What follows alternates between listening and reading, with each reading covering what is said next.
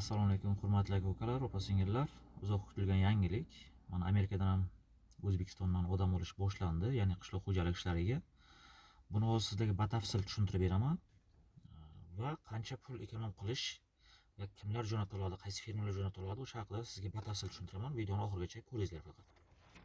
Xullas, bu videoda ko'rganlaringizdek, mana O'zbekiston bilan AQSh, ya'ni Amerika davlati shartnoma imzoladi onlayn, yuzma-yuz ko'rishgan yo'q, prezident qarori bilan albatta. Bu uchun prezidentga alohida rahmat. Xalqni o'ylab mana shuncha не только Yevropa davlatlariga, даже Amerika bilan ham shu yo'lga qo'yapti O'zbekistondan odamlarni chaqirishni Amerikaga qishloq xo'jalik ishlariga. Bu qanday bo'ladi va kimlar bora oladi, kimlar bora olmaydi va qancha vaqtga borsa bo'ladi? Buni qisqacha qilib tushuntirib o'taman. Birinchi ochratda bu ishga, ya'ni qishloq xo'jalik ishlariga 6 oydan 10 oygacha borib ishlasangiz bo'ladi. Xuddi Angliyaga 10 oy, Angliyaga 6 oygacha, lekin Amerikaga 10 oygacha borib ishlasangiz bo'ladi. Birinchi sharti sirazi o'sha srok tugagandan qaytib kelish sharti bilan. Shunisi bor, agar qonunni buzsangiz, baribir bu yerga ketishdan oldin migratsiyadan kafillik olinadi. Birorta qarindoshingiz biror narsani garovga qo'yasiz. Xuddi mana bu hozir Angliyaga borib ketib qolayotgan odamlar uyiga katta shtrafga kelyapti. O'shandan ham balki bu yerda ma'muriy jazo berishi mumkin yoki boshqa xil jazo berishi mumkin. Lekin Amerikaniki yana ham qattiqroq bo'ladi Angliyanikiga qaraganda qonun qoidasi. Endi kelsak, kimlar bora oladi? Bu ishga baquvvat yo bo'lmasa mana shu qishloq xo'jalik ishlaridan xabari bor, firma ishlaridan xabari bor, sog'lom odamlar, ayollar va erkaklar borishi mumkin 45 yoshgacha. Undan kattasini olmaydi.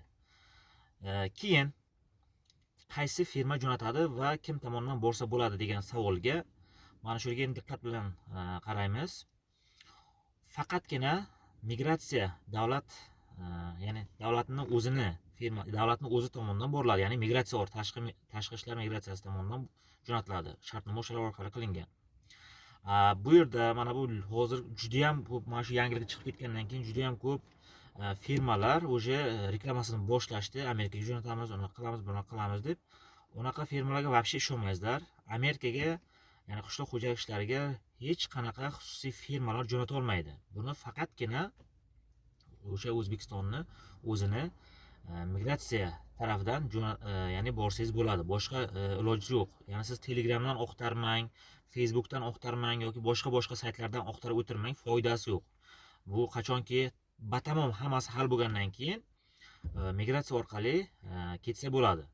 Endi migratsiya ham ish qilib, mana bu Angliyaga o'xshab korrupsiya bosmasa, xudo xolasa, to'g'ri ishlasa agar yaxshi bo'ladi. Endi bunga hozir nima desam, katta umid, ishonch bildirib turibmiz hozir migratsiya xizmatiga. Ishqib shu migratsiyani katta ismini chiqib qolish kishini hozir o'sha kishi ishqib boshida turib konkretni shu xodimlarga konkret tanbehlar berib tursa, yaxshi motivatsiyalar berib tursa, ish qilib korrupsiyaga aralashtirmasa, buni ham chotki bo'ladi deb o'ylayman. O'zbekistondan ancha odam Amerikaga borib ishlasa bo'ladi har yili.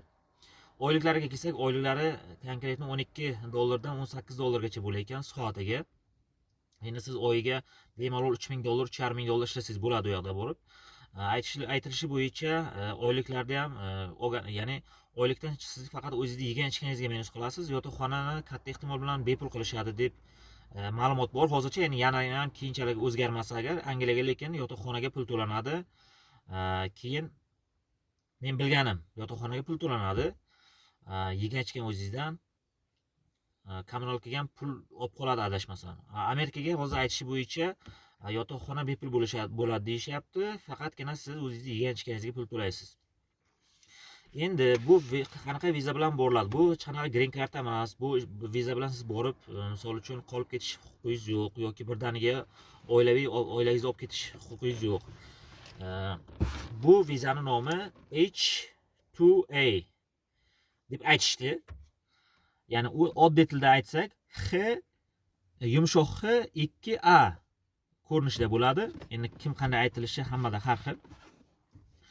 Mana shunaqa viza bo'ladi, sezonniy viza bo'ladi. Bu bilan siz u yerda qolib ketish huquqiga ega emassiz. Faqat borib o'sha sezonni tugaguncha 6 oy bo'ladimi, 9 oy bo'ladimi, 10 oy bo'ladimi, o'sha sezonda ishlab yana obratno qaytishingiz kerak. Yaxshi ishlasangiz o'zi kelasi yilga balki oilangizdan biror kishini olib borishingiz mumkin. Hozir Angliyaga misol uchun oldin borib ishlab kelganlar turmush o'rtog'ini olib ketyapti yoki birorta ukasini, akasini yoki qarindoshini olib ketyapti. Ana shunaqa qilib yaxshi ishlagan odamlarga imkoniyat beriladi har doim, har joyda. Mana shunaqa bo'ladi. Ogohlantirish, mana shuni eslangizdan chiqarmangizlar. Birorta firmaga ishonmangizlar.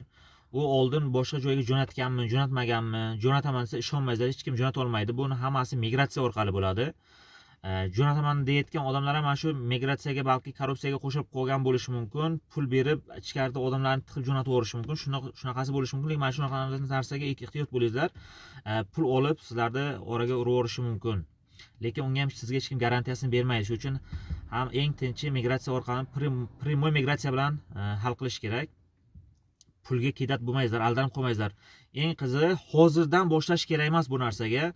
Chunki hali to'liq batamom bu yo'lga qo'yilgani yo'q. Prosta hali kelishuvga erishildi. Nasib bo'lsa, yaqin nima desam, yillarda balki kelasi yildan boshlab qolishi mumkin. Bu yildan o'zi uspet qila olmaydi.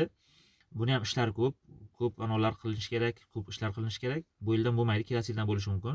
Shuning uchun aldanib qolmaysizlar firmalarga, mashinniklarga, kedatchilarga. Faqatgina davlat orqali bo'ladi bu. Keyin yana bitta ogohlantirish.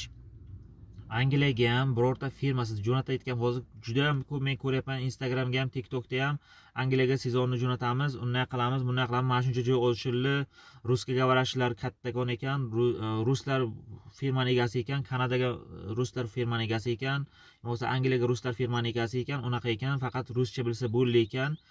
Yoki Germaniyaga ruslar kattakon ekan, ruscha bilsangiz bo'ldi ekan, unaqa qilish kerak, bunaqa qilish kerak degan videolar chiqyapti. Ana shunaqa videolarga ham ishonmangizlar. Angliyaga faqatgina migratsiya orqali borsangiz bo'ladi sezonniga. Hozir sezonni yopiq. Umuman ishlagani yo'q. Faqat davlat orqali ketiladi. Uni ham o'sha qachonki ochilsa, migratsiyani o'zini ofitsialniy kanali bor, ofitsialniy YouTube kanali bor. O'sha yerdan aytiladi. Bizlar ham xudo nasib bo'lsa chiqib qolsa, bizlar ham aytamiz, ma'lumot berib o'tamiz. O'shandan keyin harakat qilsangiz bo'ladi. Angliyaga harakat qilib o'tirmaysizlar hozirchalik. Stop.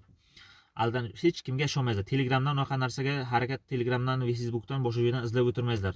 Primo mashinaga tushasizlar. Keyin Germaniyaga ham, Kanadaga ham xuddi shunaqa. Hech kim bora olmaydi akalar. Mana borsak biza borardik. Germaniyaga yo bo'lmasa Kanadaga borsak biza borardik. Shuning uchun ishonib o'tirmaysizlar. Sistemasini sizlarga tushuntiraman. Sistemasi shunaqa.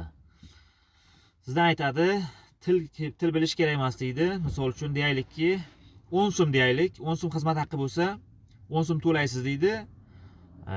Общий xizmat 10 so'm bo'lsa, 50% ni oldindan to'laysiz deydi, 50% ni viza olgandan keyin to'laysiz deydi. Siz 50% ni to'laysiz, deyaylikki 5 so'm to'ladingiz. Bu ishingiz deydi 5 oy, 3 oy, 4 oy, 5 oy, 6 oyga cho'zdiradi. Ya'ni shunaqa ertadan unaqa cho'zdiradi. O'sha vaqt kelganda bo'lmagandan keyin sizga kelmadi deydi, siz suhbatdan o'ta olmadingiz, sizga xullas 1000 ta bahonani uyushtiradi-yu, sizga xullas bo'lmadi deydi. Pulingizni o'sha birinchi to'lov qilgan, общий to'lov misol uchun o'sha aytadi, sizga deydi xizmat haqi 70% ni qaytarib beramiz deydi. 30% ni olib qolamiz deydi. O'sha misol uchun siz boshida 5 so'm berganmisiz, o'sha 5 so'mdan 30% ni olib qolmaydi ular. Dogovor qancha? Dogovor 10 so'mga bo'lganmi, o'sha 10 so'mdan 30% ni olib qoladi. Ya'ni siz 10 so'mga dogovor qilgan bo'lsangiz, lekin 5 so'm oldindan bergan bo'lsangiz, o'shani 5 so'mdan 30% ni olib qolmaydi-yu.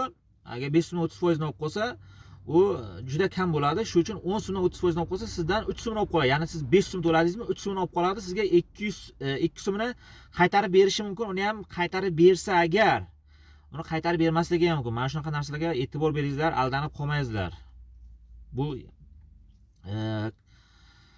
o'zingni ehtiyot qil, qo'shningni o'rtutma deydi. Har doim men ogohlantiraman. Bu yog'i endi o'zingizga bog'liq. Yangiliklar bo'lib qolsa men yana e'lon qilaman. Amerika bo'yicha ham, boshqa yo'nalish bo'yicha ham kuzatib boringizlar. Videoga like bosib, kommentariyaga o'z fikrlaringizni bildirib qoldirsangiz bo'ladi.